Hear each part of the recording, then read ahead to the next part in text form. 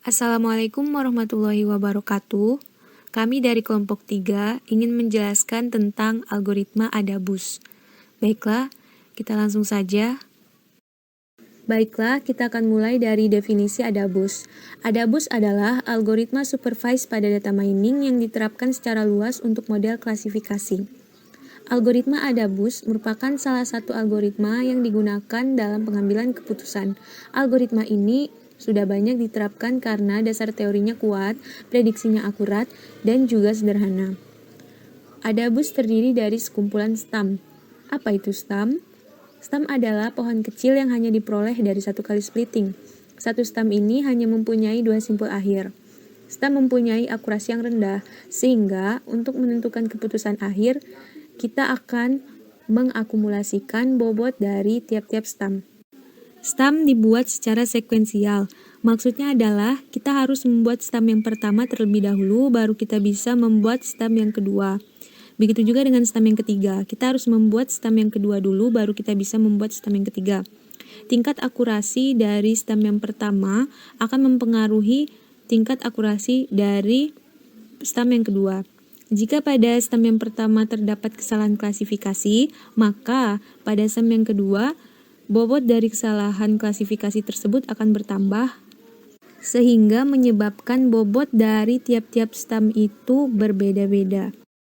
Selanjutnya adalah cara kerja algoritma Adabus. Pertama-tama kita akan memberikan bobot yang sama untuk tiap-tiap amatan, dengan rumus 1 per banyaknya amatan yang ada. Selanjutnya kita akan melakukan split data dengan suatu variabel. Kemudian kita akan mencari entropi dan information gain. Information gain yang paling besar akan menjadi stam yang pertama. Setelah kita menemukan klasifikasi, kita bisa menentukan prediksi sementara. Dari hasil prediksi sementara tersebut, kita akan mencari error rate klasifikasi dengan rumus jumlah prediksi yang salah dibagi dengan jumlah amatan yang ada. Setelah itu, kita akan mencari nilai alpha dengan rumus log dari 1 min error dibagi error. Kemudian, kita bisa mencari bobot baru dengan rumus bobot lama dikali E pangkat alpha. Seharusnya jumlah dari bobot-bobot ini sama dengan 1, tetapi pada bobot baru ini jumlahnya tidak sama dengan 1 sehingga kita harus melakukan normalisasi. Normalisasi ini dilakukan dengan cara membagi tiap bobot baru dengan total bobot baru. Amatan yang salah bobotnya akan naik, sementara amatan yang benar bobotnya akan turun. Ulangi prosedur ini untuk mendapatkan jumlah stam yang kita inginkan.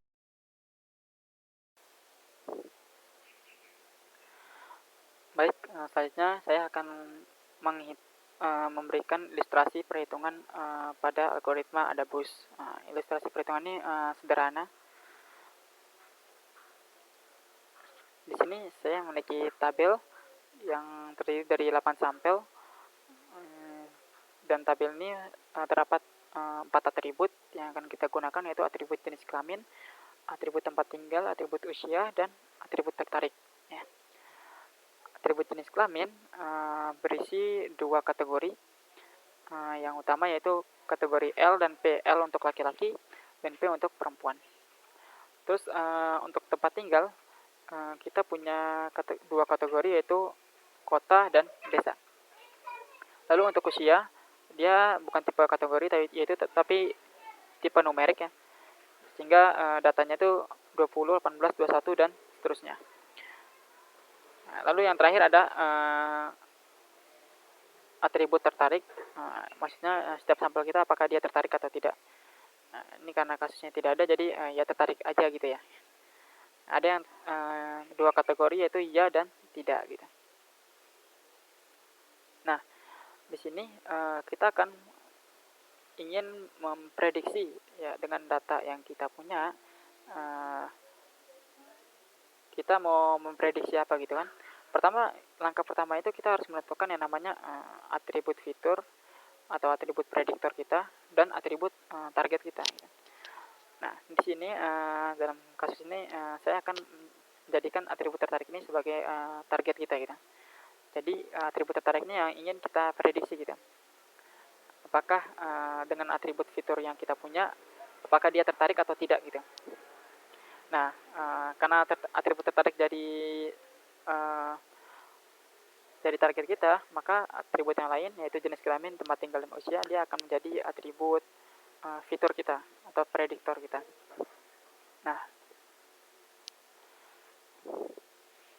Nah, selanjutnya di sini kita bisa lihat bahwa atribut jenis kelamin dia berupa kategori, tempat tinggal juga kategori. Tapi untuk usia dia tipenya numerik. Sehingga kita perlu melakukan kategorisasi pada usia agar kita bisa melakukan algoritma ADABUS tersebut. Nah, di sini kita bebas untuk melakukan kategorisasi pada usia karena numerik dan banyak yang bisa kita lakukan kategorisasinya. Bisa aja kita melakukan membuat 3 kategori, misalnya usia yang kurang dari 17 tahun misalnya, atau yang usianya 17 sampai 18 tahun, atau yang usianya lebih dari 18 tahun misalkan seperti itu. Atau kita cuma butuh 2 kategori aja misalkan yang kurang dari 18 tahun atau yang lebih dari 18 tahun atau yang lainnya. Sebaiknya kita menggunakan kategorisasi yang bisa membuat atribut ini memberikan informasi yang lebih pada untuk prediksi kita gitu ya, atau information gain-nya. Nah, pada kasus ini saya akan melakukan kategorisasinya menggunakan 2 kategori aja, yaitu yang kurang dari 18 tahun atau yang 18 tahun ke bawah, dan lebih dari 18 tahun atau yang di atas 18 tahun usianya. Sehingga kita bisa update tabelnya jadi seperti ini. Usianya yang tadi kategori kita buat jadi kategori usia kurang dari 18 dan lebih dari 18. Untuk kurang dari 18 itu yaitu namanya 18 ke bawah. Untuk lebih dari 18 kita sebut di atas 18. Nah, setelah kita lakukan kategorisasi seperti ini, kita bisa melanjutkan untuk perhitungan untuk menjalankan algoritma ADABUS kita. Nah, yang paling penting dari ADABUS, kita setiap sampelnya itu dia memiliki bobot. Nah, bobot itu adalah setiap bobotnya itu untuk awal-awal perhitungan ADABUS itu sama semua ya. Di sini kan ada 8 data ya. Nah, sehingga setiap data yang ini dia memiliki bobot 1/8. Jadi di sini ada bobot 1/8, ini 1/8 dan seterusnya sampai 1/8. Sehingga kalau kita totalkan bobotnya itu yaitu 1 gitu ya. Nah, algoritma ADABUS dia bekerja dengan memprediksi menggunakan stam ya. Stam itu kan cuman satu cabang aja pohonnya. Nah, dengan stam yang kita punya, kita akan memprediksi apakah sampel kita itu tertarik atau tidak. Nah, nanti pasti ada beberapa kali akan terjadi error dari prediksi kita. Nah, yang baris yang mengalami error akan kita boost atau kita lakukan peningkatan bobot. Nah, setelah kita lakukan peningkatan bobot, kita berharap bahwa selanjutnya untuk perhitungan berikutnya dia tidak akan mengalami kesalahan prediksi lagi gitu. Jadi bobotnya semuanya 1/8, jadi sama semua ya. Untuk menghitung untuk membuat stam prediksi kita perlu namanya entropi ya, entropi data. Entropi data adalah entropi dari target variabel kita, yaitu variabel tertarik. Di sini ada di variabel tertarik tadi kita punya 4 sampel yang dia iya gitu ya, dia tertarik. Ada juga 4 sampel yang tidak tertarik ya, yang tidak tertarik. Nah, untuk menghitung entropi data kita memiliki rumus info D, yaitu I 4,4 sama dengan ini 4,4 itu tadi iya-nya itu ada 4 dan yang tidak itu ada 4 gitu. Nah, di sini kita hitung sama dengan min 4 nya untuk iya per 8 itu banyaknya sampel kita yaitu 8 log 4/8. 4/8 dari peluang iya muncul ya, dengan basisnya 2 dikurang sama 4/8 karena banyaknya tidak itu ada 4 dari 8 sampel, log 4/8 dengan basis 2, sehingga kalau kita hitung ini semuanya dengan 1, sehingga kita dapat entropi data kita itu 1 ya. Terus kita punya kita perlu mencari namanya entropi atribut. Nah, atributnya ada 3 tadi ya, atribut jenis kelamin, tempat tinggal, dan usia. Sehingga kita perlu hitung satu-satu setiap atribut. Nah, pertama kita akan hitung entropi atribut jenis kelamin. Di sini kita buat tabel dulu. Tabelnya itu ada 4 kolom, jenis kelamin, PI, NI, dan IPI/NI. Nah, jenis kelamin ini dia punya 2 kategori, yaitu laki-laki dan perempuan. Di sini ada PI, NI, dan IPI/NI. Apa sih ini? PI itu adalah banyaknya baris kita yang muncul dengan variabel tertariknya itu iya gitu ya. Iya. Atau lebih mudahnya di sini kita lihat, di sini kan ada 3 ya PI-nya. Maksudnya adalah banyaknya laki-laki ya, banyaknya sampel laki-laki yang tertarik ya, atau yang tertarik itu iya gitu. Yaitu ada 3. Misal kita lihat ke tabel sebelumnya. Di sini kita lihat ada laki-laki ya. Ada 1, ada 2, 3, 4, 5. Ya, di sini ada 5 laki-laki. Nah, kita mau hitung ada berapa banyak sih laki-laki yang dia tertarik. Nah, di sini ada 1, 2, 3. Sehingga ada 3 laki-laki yang tertarik. Dan yang tidak tertarik ada 2. Nah, yang tertarik ini akan kita taruh di PI, yang tidak tertarik akan kita taruh di NI. Sehingga kalau kita ke tabel tadi, kita lihat bahwa ini 3 laki-laki tertarik dan 2 laki-laki tidak tertarik. Begitu juga yang perempuan, sama. Ada 1 perempuan yang tertarik dan 2 perempuan tidak tertarik. Nah,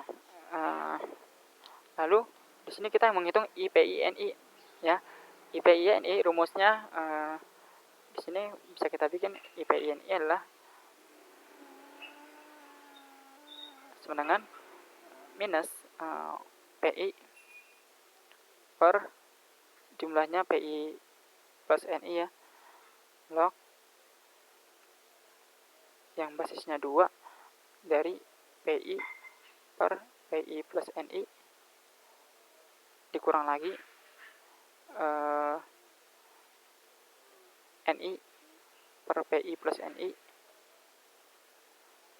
log basis 2 NI PI plus NI. Ya, ini tulisannya agak jelek. Nah, kurang lebih seperti itu. Jadi dengan rumus ini kita bisa hitung ya, PI-nya 3, NI-nya 2, sehingga kita dapatkan bahwa ini hasilnya adalah 0,97 ya. Terus kalau ini yang perempuan, kalau kita hitung dengan rumus yang sama, ini hasilnya adalah 0,9183. Nah, selanjutnya untuk kita hitung dengan setelah kita dapat IPI/NI, kita dapat menghitung entropi dari jenis kelamin ya. Rumusnya apa? Rumusnya itu 5/8. 5/8 ini maksudnya 5 dari jumlah laki-laki, ada 5 ya, 3 tambah 2, terus 8 ini banyak sampel kita, dikali I 3,2, ditambah 3 ini dari banyaknya perempuan per 8 kali I 3,2 dari tabel ini, sehingga dapat kita hitung hasilnya 0,9512. Nah, setelah kita dapat entropi jenis kelamin, kita bisa menemukan informasi gen dari jenis kelamin, yaitu entropi data kita tadi dikurang sama entropi jenis kelamin. Kita dapatkan bahwa hasilnya adalah 0,0488.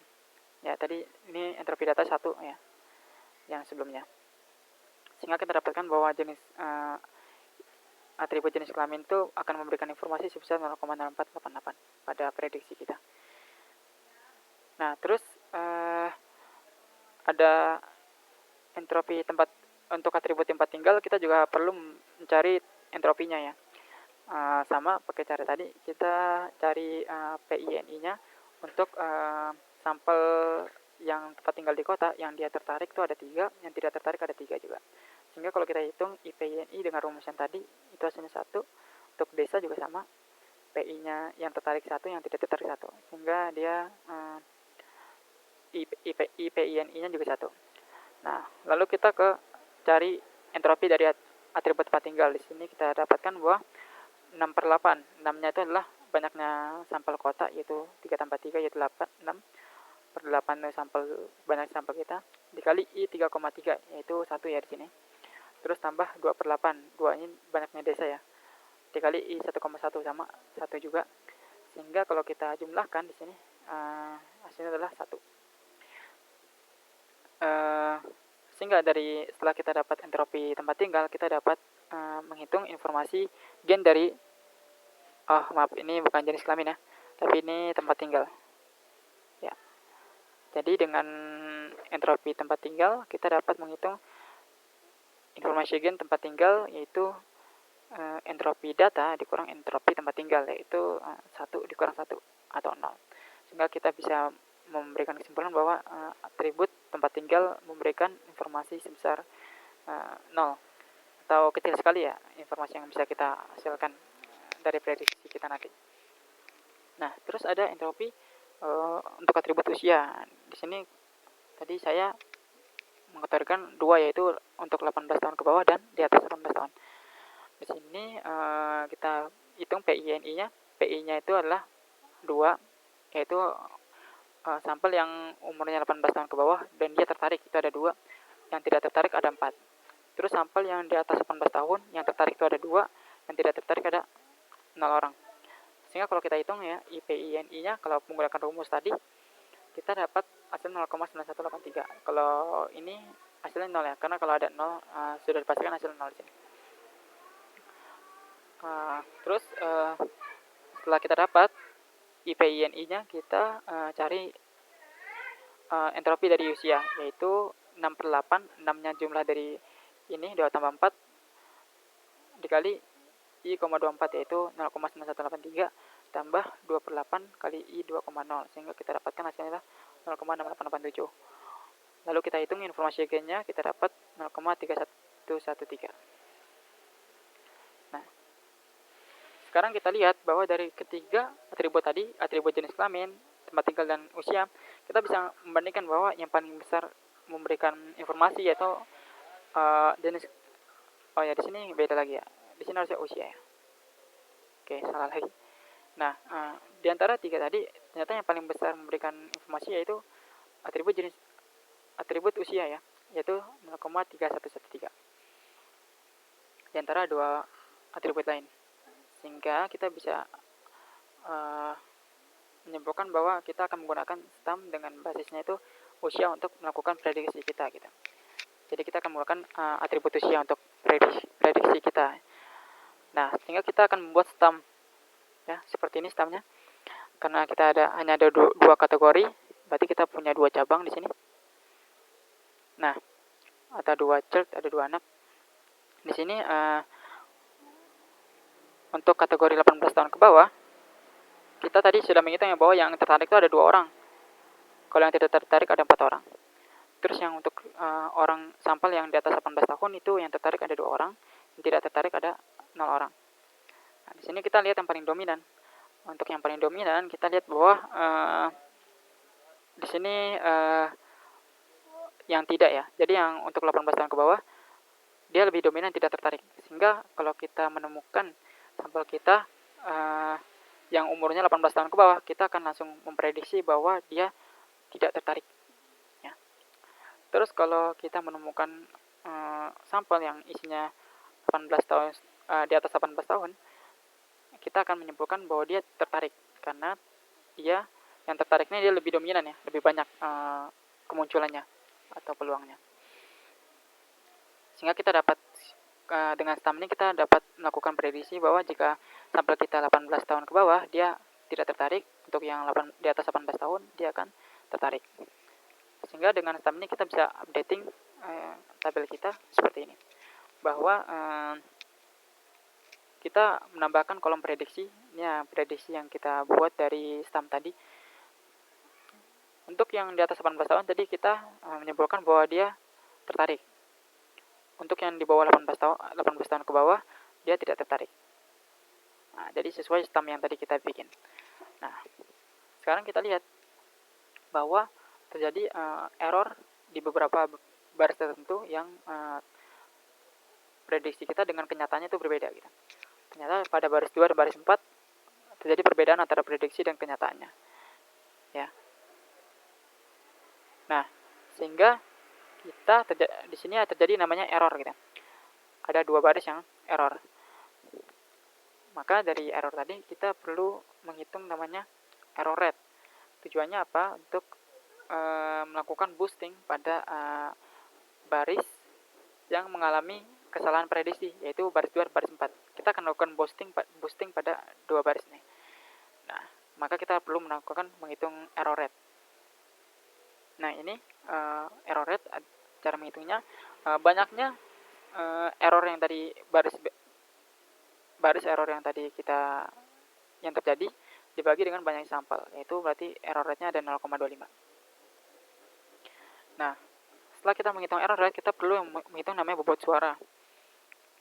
Bobot suara dilambangkan alpha sama dengan logaritma dari 1 min error rate per error rate. Sehingga hasilnya kita dapat 1,099 untuk tadi ya, error rate yang tadi. Nah, amatan yang salah selanjutnya akan diboost. Ya, tadi kan ada 2 amatan yang salah. Selanjutnya akan diboost agar tidak salah pada stam berikutnya, prediksi kita berikutnya gitu. Yaitu dengan cara meningkatkan bobot amatannya. Tadi kan bobotnya sama semua, 1/8. Berikutnya akan terjadi perbedaan bobot pada semua amatannya gitu.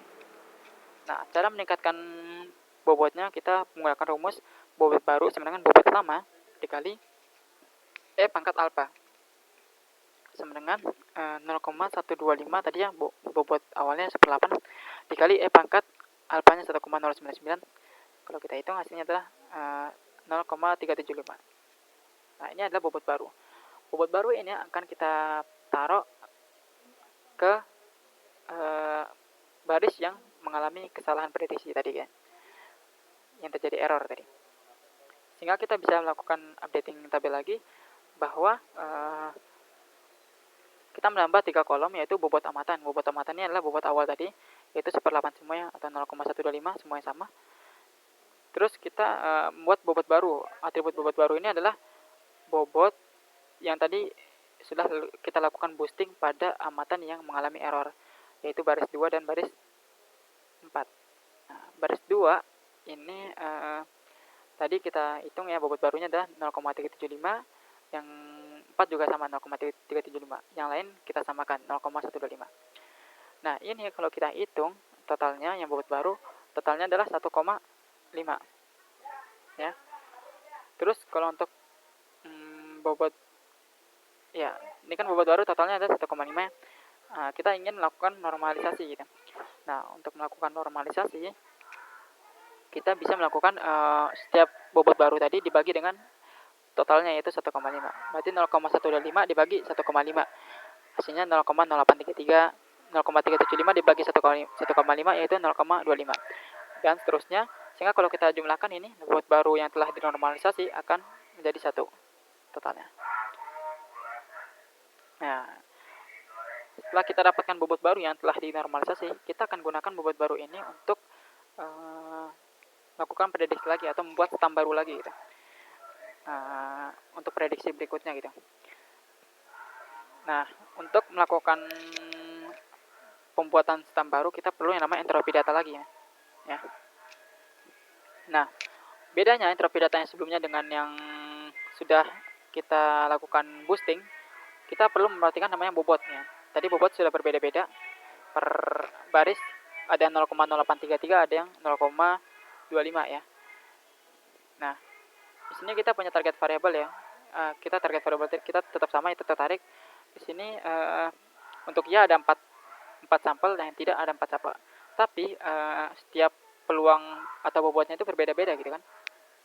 Maka kita untuk menghitung peluang kemunculan variabel yang tertarik, kita tidak bisa melakukan banyaknya yang tertarik dibagi dengan banyak sampel, yaitu misalnya 4/8 ya. Ini tidak bisa lagi kita sekarang memperhatikan bobotnya. Di sini kita lihat untuk peluang kemunculan yang tertarik itu 0,0833 tambah 0,25 tambah 0,833 tambah 0,25, yaitu 0,667. Jadi yang tertarik itu lebih besar peluang muncul. Yang tidak juga sama, kita jumlahkan semuanya, ada 4 baris atau 4 amatan, total 0,333. Nah, terus kita akan ingin menghitung entropi data ya. Nah, entropi data ini kita punya bisa kita hitung dengan minus peluang kemunculan dari yang tertarik, itu 0,67, logaritma dari 0,67. Di sini basisnya 2 ya. Nah, terus untuk yang ini 0,33 ya, dikurang 0,33 logaritma 0,33 juga yang basisnya 2. Ini kalau kita hitung hasilnya adalah 0,918. Sehingga kita dapat entropi datanya 0,918. Lalu kita perlu mencari entropi tiap atribut sama seperti tadi. Nah, di sini ada beberapa perhitungan ya. Pertama, jenis kelamin itu ada 2 ya, ada laki-laki dan perempuan. Di sini ada PI, ada INI, ada jumlah, ada PI bintang, ada NI bintang, dan IPI bintang, NI bintang. Nah, apa sih masing-masing atribut? PI masih sama, tapi bedanya kalau PI ini adalah jumlah peluang laki-laki yang dia tertarik. Ya, jumlah peluang yang laki-laki yang dia tertarik. Misalnya kita lihat di sini ya, di tabel sebelumnya. Kita lihat laki-laki di sini ada 5 ya tadi ya. Ada 5. 1, 2, 3, 4, 5. Yang tertarik itu ada 3, yaitu 1, 2, 3. Oh ya, kalau kita nanti pas melakukan prediksi lagi, kita tetap menggunakan amatan yang paling amatan yang aslinya ya, bukan yang prediksi ya. Kalau prediksi kita salah ya. Jadi tetap yang menggunakan amatan yang aslinya. Nah, di sini ada 3 amatan yang dimana jenis kelamin laki-laki dan dia tertarik gitu.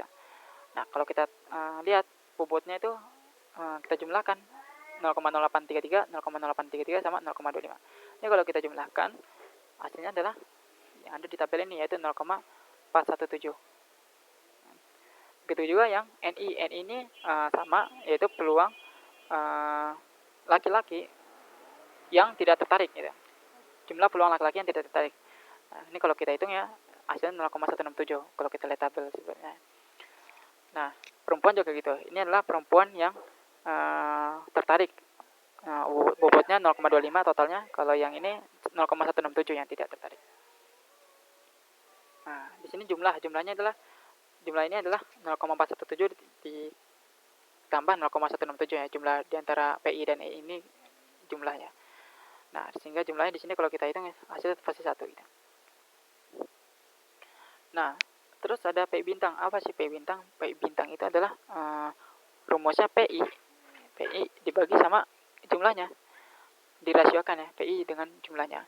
Sehingga kita dapat 0,714 untuk NI bintangnya, NI dibagi sama jumlahnya yaitu 0,268. Ya, PI tambah PI bintang tambah NI bintang pasti hasilnya adalah 1. Berikutnya kita cari PI bintang, NI bintang. Nah, ini pakai rumus yang di sini. IPI bintang, NI bintang sama dengan minus PI bintang logaritma PI bintang basisnya 2 dikurang NI bintang logaritma NI bintang basis 2. Ya, jadi kita udah dapatnya PI bintang sama NI bintangnya, jadi tinggal masukin aja, dapatlah 0,863 dan 0,971. Setelah kita dapat IPI bintang dan NI bintang, kita bisa menghitung info atau entropi dari jenis kelamin, yaitu 0,583, yaitu 0,583 adalah jumlah peluang si laki-laki ini ya, yang ini dikali sama IPI bintang NI bintang yang laki-laki, yaitu yang ini ya, dikali. Terus 0,417 yaitu jumlah peluang dari perempuan ini dikali sama IPI bintang NI bintangnya, yaitu 0,971, sehingga kita dapatkan 0,908. Nah, kita dapat entropi jenis kelamin, kita bisa menghitung informasi gennya, yaitu pengurangan entropi data yang baru tadi dikurang sama entropi jenis kelamin 0,918 dikurang 0,908 yaitu 0,01 ya 0,01. Nah itu entropi jenis kelamin. Begitu juga usia ya sama. Ada dua juga 18 tahun ke bawah dan di atas 18. Ini PI-nya ini adalah yang 18 tahun ke bawah dia tertarik, jumlah bobotnya itu ada 0,5. Terus kalau yang tidak tertarik jumlah bobotnya 0,33. Terus kalau yang di atas 18 tahun yang tertarik jumlah bobotnya 0,167, yang tidak tertarik dia ada 0 ya. Nah, terus kita jumlahkan ini 0,833, ini 0,167 sehingga kalau kita hitung nih hasilnya 1 kalau dijumlahkan. Terus PI bintang tadi rumusnya apa? PI dibagi sama jumlahnya itu 0,6 di sini. NI bintang sama NI dibagi sama jumlahnya yaitu 0,4. Sehingga kalau kita totalkan ini PI bintang sama NI bintang yaitu 1 jumlahnya. Nah, sama yang bawah juga demikian caranya. Nah, untuk IPI bintang NI bintang kita pakai rumus yang tadi ya. Di sini. Nanti kita dapatkan hasilnya adalah 0,971 kalau ini 0 hasilnya. Sehingga kita dapat menghitung entropi usia dengan rumus ini 0,833 itu jumlah bobot si 18 tahun ke bawah. Ini IPI bintang NI bintangnya. Ini jumlah bobot yang di atas 18 tahun. Ini IPI bintang dan NI bintangnya dapat ini. Sehingga kalau kita kurangin sehingga kalau kita lihat dapat informasi gen dari usia itu 0,109 ya. 0,109. Terus tempat tinggal juga demikian sama, kita dapat PI-nya yaitu yang tempat tinggal kota dia tertarik, yang NI yang tidak tertariknya. Desa yang tertarik itu ada 0,083, yang tidak tertarik 0,083 juga. Jumlahnya dapat ini hasil 1 kalau kita hitung. Terus PI bintang sama NI bintangnya dapat, sama IPI bintang sama NI bintang dapat.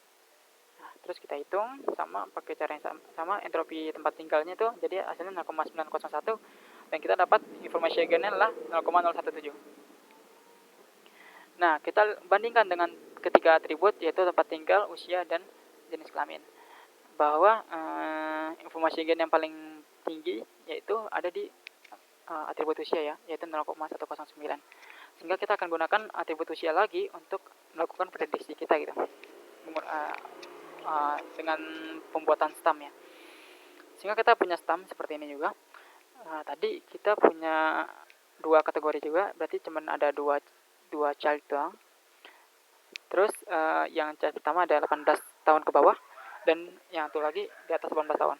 Nah, di sini kita perlu lihat yang ya dan tidak gitu. Yang ya berapa sih bobotnya yang 18 tahun ke bawah tapi dia tertarik gitu. Ternyata total bobotnya ada 0,6. Sekarang kita pakai total bobot ya, bukan total banyaknya sampel ya. Terus yang tidak ada 0,4. Terus yang di atas 18 tahun yang tertarik ya, total bobotnya itu ada 1, yang tidak tertarik itu 0. Sehingga kita lihat bahwa yang 18 tahun ke bawah dia lebih dominan yang ya. Yang di atas 18 tahun juga ya. Sehingga hasil akhirnya kita menyimpulkan bahwa kalau kita menemukan sampel yang umurnya 18 tahun ke bawah, maka kita menyimpulkan bahwa dia tertarik gitu. Kalau yang di atas 18 tahun, dia juga tertarik karena dia lebih dominan yang ya. Sehingga setelah kita updating tabel, ternyata prediksi kita semuanya itu adalah ya semua sampel kita tertarik semua gitu. Ya, tertarik semua. Kita lihat di sini, ternyata terjadi error juga. Yaitu ada 4 error. Yang ini dan semuanya ya, sampai 4 ini ya. Nah, ada 4 yang error gitu. 4 baris. Nah, sehingga kita perlu lakukan boosting terus sampai prediksi kita tepat atau mencukupi gitu. Ya, karena tidak ada prediksi yang benar-benar maha benar ya. Nah, di sini ada 4 atribut ya, 4 atribut, 4 sampel atau 4 amatan yang terjadi error pada prediksinya. Sehingga kita perlu membuat kita menghitung error rate ya. Error rate-nya itu apa? 4 dikali 0,0833. Ini apa? Ini adalah bobot dari keempat ini. Ya, 0,0833. Jadi kita nggak pakai banyaknya sampel lagi, tapi banyaknya atau total bobotnya. Jadi 4 kali 0,833 yaitu error rate-nya 0,333. Sehingga kalau kita cari bobot suaranya dengan rumus ini, kita dapat 0,693. Nah, tadi rumus bobot baru apa? Bobot baru itu bobot lama dikali E pangkat alfa. Alfanya tadi yang kita temuin ya. Nah, proses tersebut terus berlanjut dengan mengupdate bobot gitu. Update bobot yang salah, yang prediksi salah akan meningkatkan bobotnya ya. Yang tepat akan mengecil. Ya, yang prediksi benar akan mengecil bobotnya. Nah, proses itu akan terus berlanjut sampai kita menemukan prediksi yang tepat atau kita membatasi gitu. Kita membatasi misalnya kita cukup sampai 20 stam aja yang kita bikin gitu. Maka kita memberhentikan gitu pas stam kita udah 20 gitu, yang 20 kali yang kita bikin gitu. Dan seterusnya. Pokoknya kita bisa memberhentikan, bisa juga sampai menemukan yang sampai yang baik lah akurasinya tepat gitu kan. Nah, seperti itu. Kurang lebih seperti itu untuk ilustrasi perhitungan sederhananya.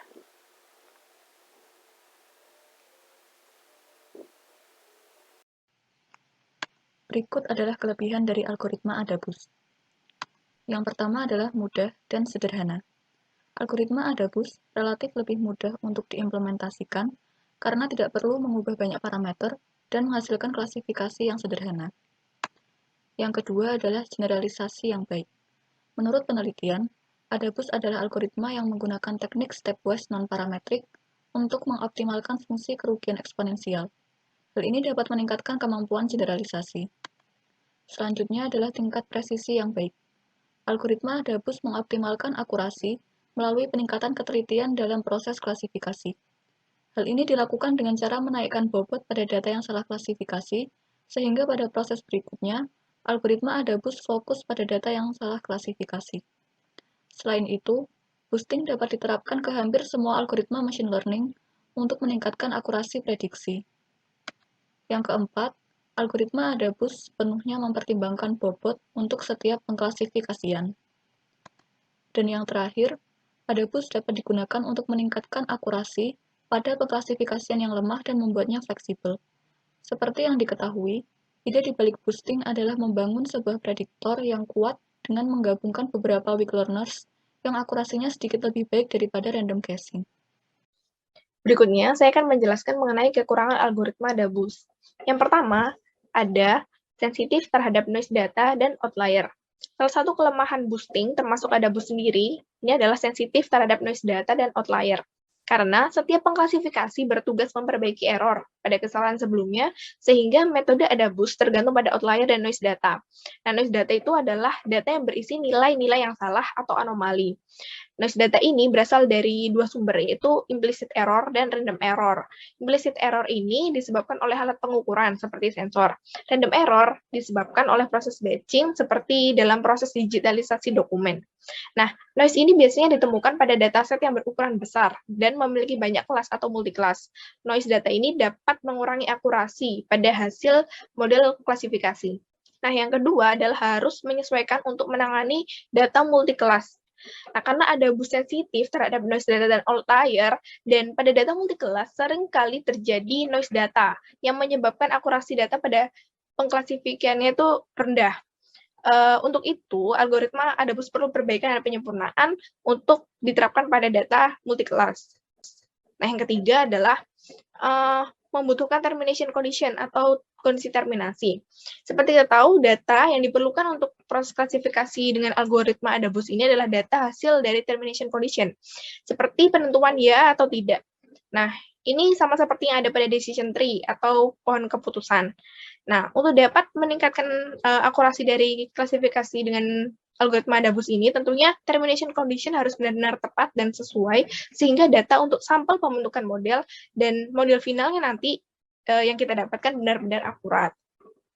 Nah, kemudian yang keempat adalah harus menyesuaikan masalah cost sensitif atau kelas yang tidak seimbang.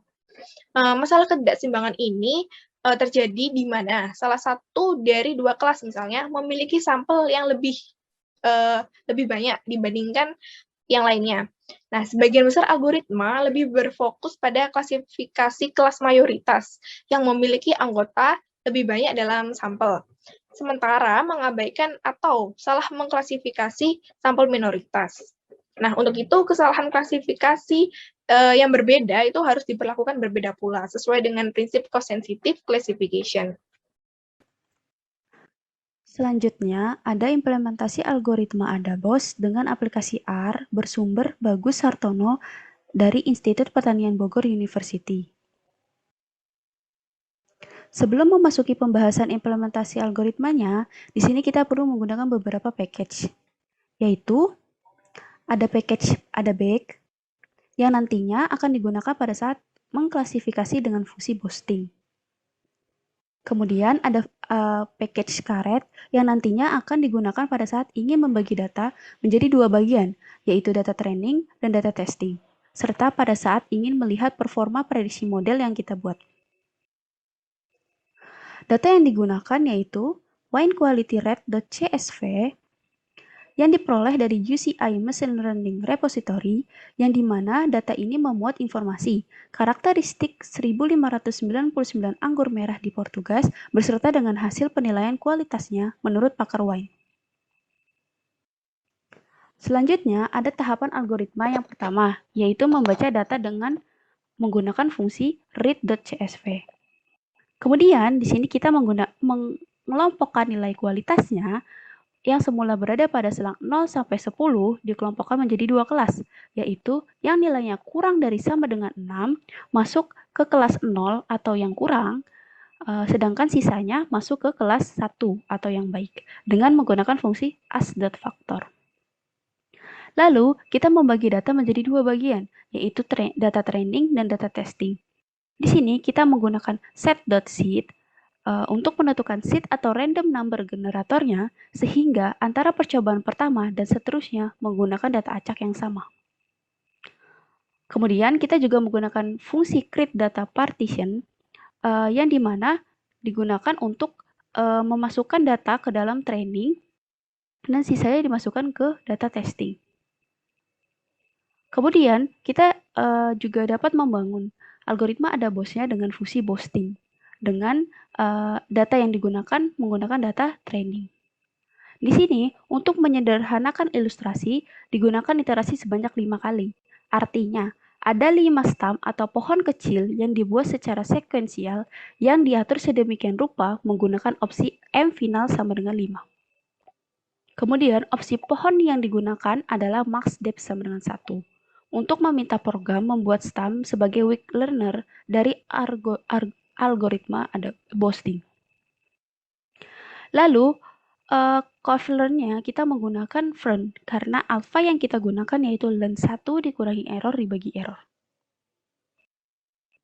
Selanjutnya, kita dapat menampilkan stam pertama yang dimana terdapat dua cabang, yaitu alkohol yang kurang dari 11,55 dan alkohol yang lebih dari sama dengan 11,55. Yang dimana pada alkohol kurang dari 11,55 terdapat 967 observasi dengan total kesalahan klasifikasi sebanyak 76. Dan proporsi nilai kualitas yang kurang sebesar 0,9214. Serta proporsi nilai kualitas yang baik sebesar 0,786. Sehingga prediksinya didominasi untuk yang nilai kualitasnya kurang. Sedangkan pada alkohol lebih dari sama dengan 11,55 terdapat 153 observasi dengan total kesalahan klasifikasi sebesar 75. Dan proporsi nilai kualitas yang kurang sebesar 0,4902. Dan proporsi nilai kualitas yang baik sebesar 0,5098. Sehingga prediksi didominasi untuk nilai kualitasnya yang baik. Dengan bobot suara atau nilai alfanya sebesar 1,7845. Begitu seterusnya dengan stam kedua, stam ketiga, stam keempat, dan stam kelima.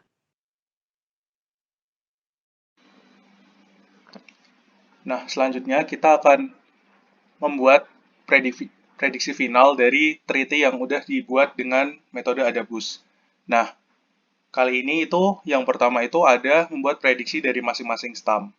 Nah, pertama-tama itu kita masukkan variabel test yang sebelumnya udah dibuat itu ke dalam variabel mau diprediksi, namanya variabel mau diprediksi. Nah, setelah itu kita buat beberapa variabel yang namanya probability 1, 2, 3, 4, 5. Nah, di variabel probability ini itu memakai fungsi predict. Nah, predict ini tuh pakainya itu dari tree yang udah dibuat, kan sebelumnya udah dibuat 5 tree. Nah, setelah itu kita pakai datanya itu dari data mau diprediksi atau data tes yang udah dibuat sebelumnya. Kan udah di-split kan sebelumnya. Nah, setelah kita buat si variabel probability ini, kita melakukan prediksi. Nah, di ADABUS itu kan ada kayak perbandingan kan, mana yang lebih dominan, mana yang nggak dominan gitu.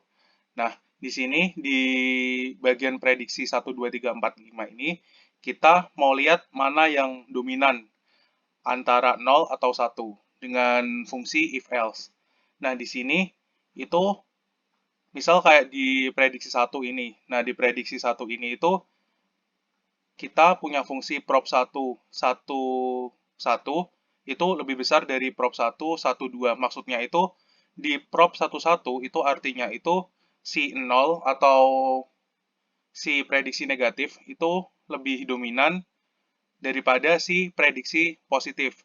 Nah, artinya jika si prediksi negatif ini lebih dominan, maka kita munculkan prediksinya itu 0 atau no. Dan jika tidak terpenuhi atau si prediksi positif ini lebih dominan, itu nanti munculnya itu 1. Nah, itu diulang-ulang dari prediksi 1 hingga prediksi 5. Jadi, nanti akan muncul keputusan antara 0 atau 1 gitu, tergantung dari hasilnya. Nah, hasil ini bisa dilihat di slide sebelumnya yang di bagian atas itu ada kayak 0 berapa persen, terus 1 berapa persen. Nah, itu bisa dilihat dari situ. Nah, selanjutnya ini ada variabel bobot. Variabel bobot ini diambil dari model ADABUS weight dari 1 sampai 5. Sebelumnya juga udah dibuat sebenarnya. Itu yang kayak mungkin kalau di sini di hasil itu yang si bobot alfa itu ada 1,78, ada 0,9 dan lain-lain. Nah, setelah variabel-variabel ini dibuat, terus dimasukkan ke dalam variabel baru yang namanya hasil. Nah, di variabel hasil ini isinya itu sebuah matriks. Yang pertama itu, di kolom pertama itu isinya prediksi 1, prediksi 2, dan selanjutnya sampai prediksi 5. Dan di kolom 2 itu isinya tuh dari bobot 1, bobot 2, bobot 3, dan selanjutnya sampai bobot 5. Nah, setelah dimasukkan ke variabel hasil, kita view variabel hasil ini, dan didapat bahwa yang pertama, untuk tree 1 itu yang lebih dominan adalah prediksi 0 dengan bobot 1,78 sekian. Terus untuk tree yang kedua itu juga lebih dominan yang 0 dengan bobot 0,900 sekian. Untuk tree yang ketiga masih sama, yaitu dominan di 0 dengan bobot 1,17 sekian-sekian. Untuk tree yang keempat itu tidak memenuhi, jadi maksudnya si prediksi 1 ini lebih dominan, jadi yang di tree 4 ini prediksinya itu 1 dengan bobot alfa 0,415 sekian-sekian. Dan yang terakhir itu di tree 5 itu juga lebih dominan 0 dengan bobot 0,65 sekian-sekian. Nah, selanjutnya kita menentukan prediksi final. Nah, di ADABUS ini prediksinya itu ditentukan dari bobot dan kayak jenis prediksinya gitu. Nah, di sini itu kita pakai sintaks sum bobot itu buat menambahkan bobot, dari 1 min prediksi 1, itu maksudnya 1 min 0 dikali bobot 1 gitu.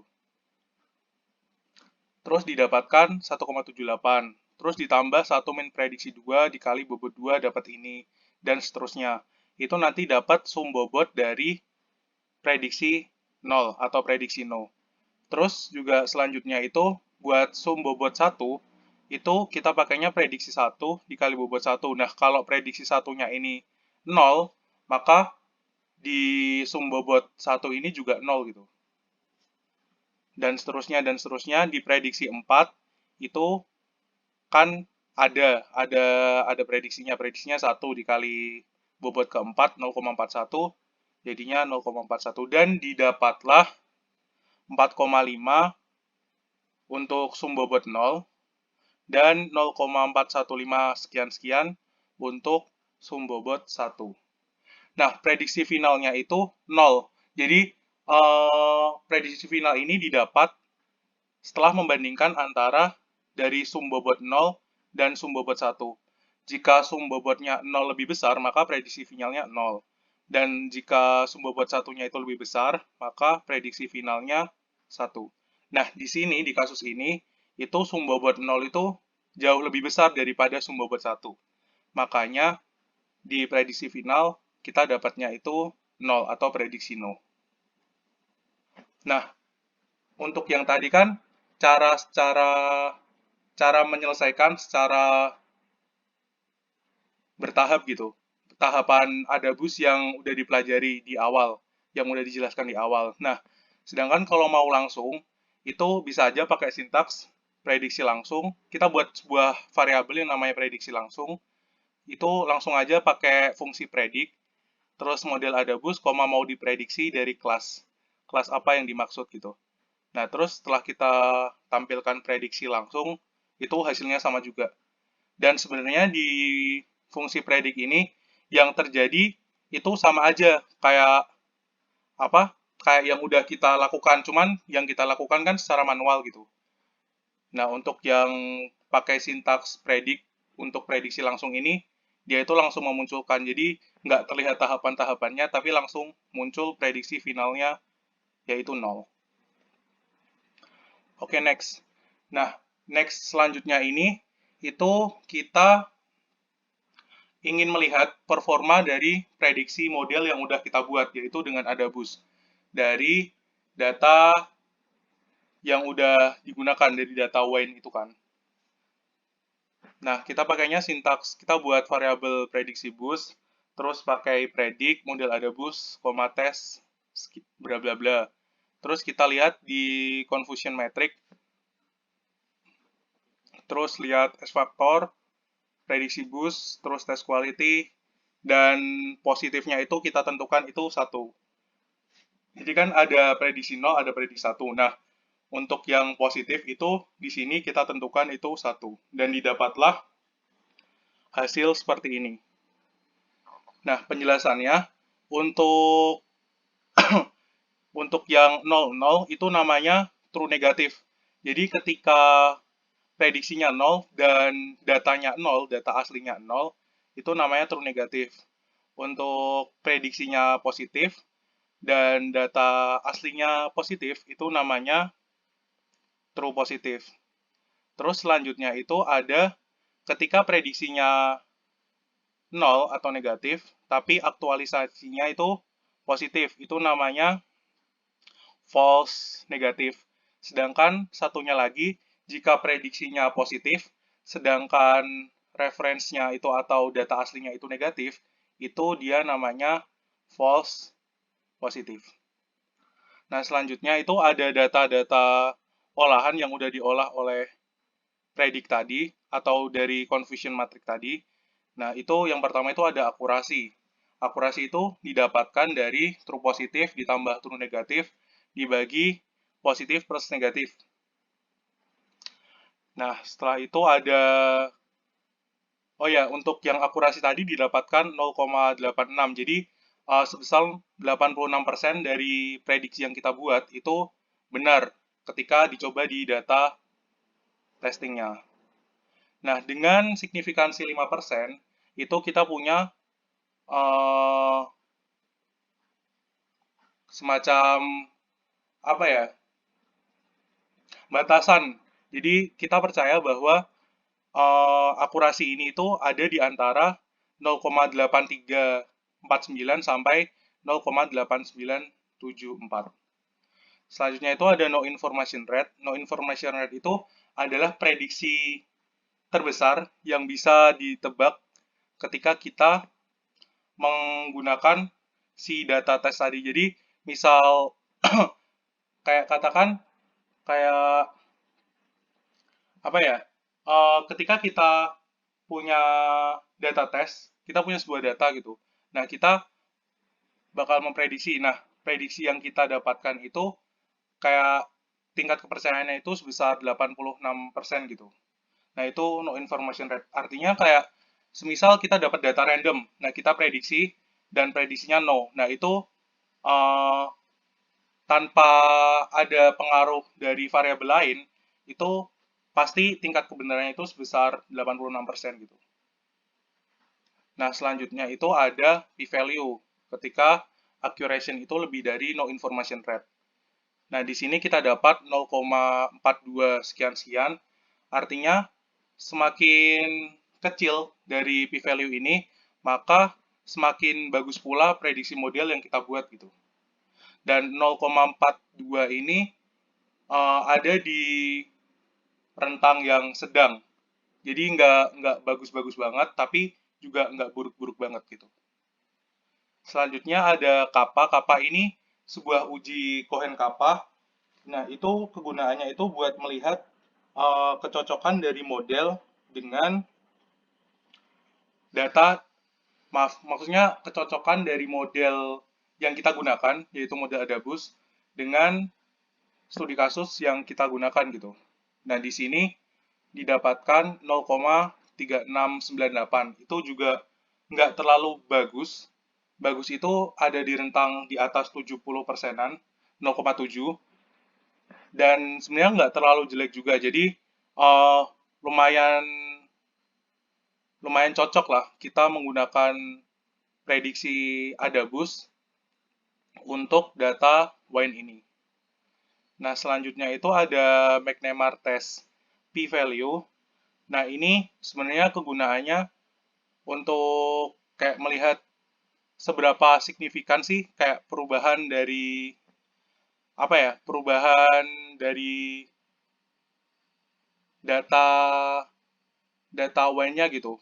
Kayak yang si no sama si yes ini seberapa signifikan, dan ternyata dengan p-value 0,04 artinya ketika signifikansinya cuma 5%, nah itu tolak nol, artinya maksudnya gagal tolak nol, artinya memang nggak terlalu signifikan antara si 0 ini dan si 1. Nah, selanjutnya itu ada beberapa uji juga, kayak sensitivity, terus ada specificity, post spread value, net spread value, dan lain-lain. Itu rumusnya bisa dilihat di sebelah kanan. Terus, ini ada apa? Prevalence aktual yes dibagi total. Ini cukup jelas ya, jadi false negatif ditambah true positif, dibagi true positif, ditambah false positif, ditambah true negatif, ditambah false negatif. Nah, karena ini kemarin itu dapatnya dari berbagai sumber ya, jadi nggak cuma satu sumber, makanya ada beberapa yang perlu dijelaskan. Misal kayak detection rate. Nah, detection rate ini kan di sini A per ABCD gitu kan. Nah, si A ini adalah true positif. Jadi, urutannya itu ini A, B, C, D. Nah, untuk di kasus ini berarti si A ini adalah yang 25 ini dibagi total. Ini untuk detection rate. Sedangkan yang kedua itu ada detection prevalence, yaitu A ditambah B, yaitu berarti si true positif ditambah false negatif gitu. Itu dibagi total. Dan yang terakhir, positif kelasnya itu 1. Karena seperti yang udah dijelaskan sebelumnya, kita tentukan itu si positifnya itu 1 dan negatifnya 0. Nah, mungkin itu aja sih yang bisa dijelaskan dari implementasi R dengan menggunakan ADABUS. Jadi, sekian dari kelompok kami. Apabila ada kesalahan, mohon dimaafkan dan bisa bertanya di sesi tanya jawab waktu di kelas. Terima kasih.